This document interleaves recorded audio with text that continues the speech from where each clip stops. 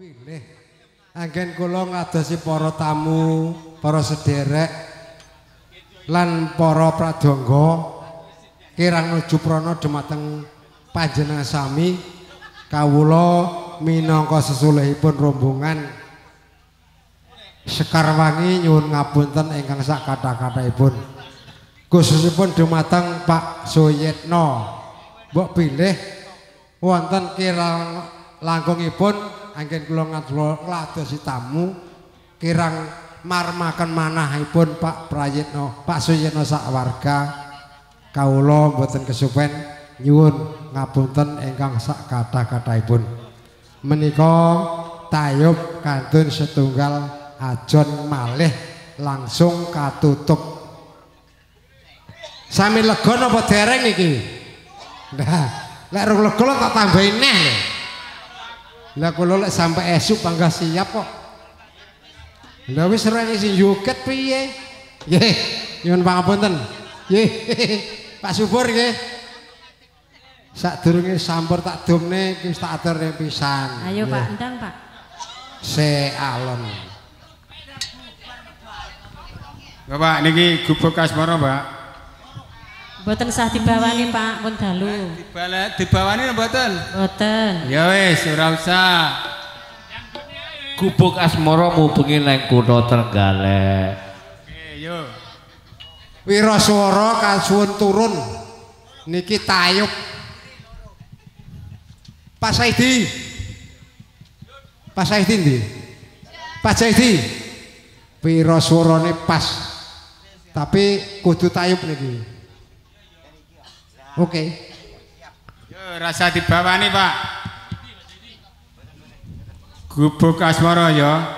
Ijane aku ya pengen bawa tapi ora oleh dibawani ya wis. Yen liwat aku kelingan Gubuk kae biyen tak goleren ing jagang kebak tulisan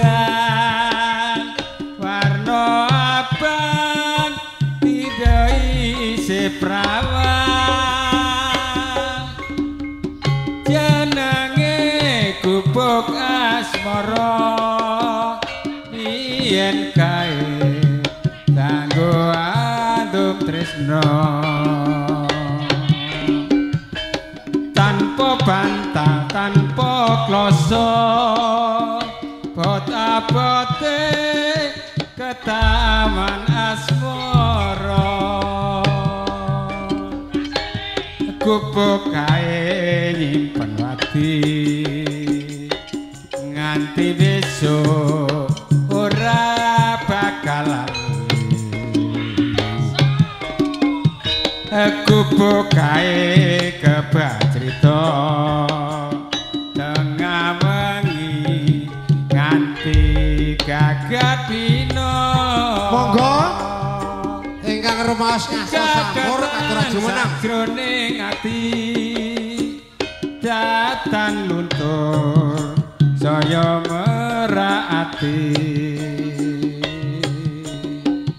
aku kowe dadi garwa mergo lereng gubuk asmara asik monggo bapak-bapak ingkang pikantuk sampur monggo kula aturi enggal jumeneng asik-asik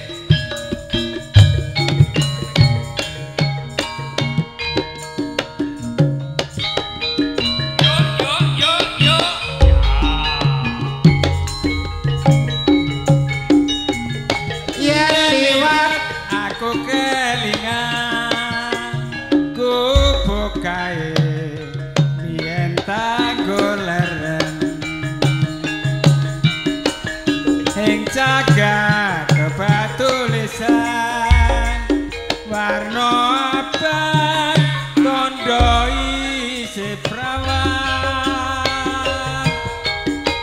jenenge gubuk asmara biyen kae kanggo mandum tresno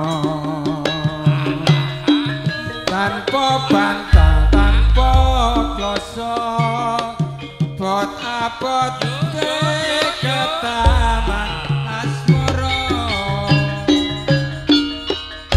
kupo kae kawati asik nyapa desa kanan saiki kupo kae kabaceta tengah wengi nganti kakatrina catatan satrone ati tatan nuntur saya marati aku kowe dadi karwa marga leren ning gubuk asmara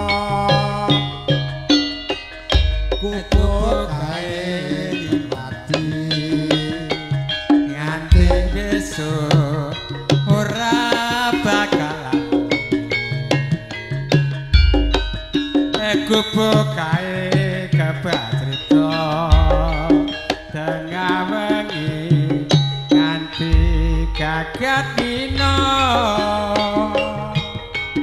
catatan satrone ati sing kasih catatan untur saya merati asya aku kowe dadi karwa marga leren ning gubuk asmara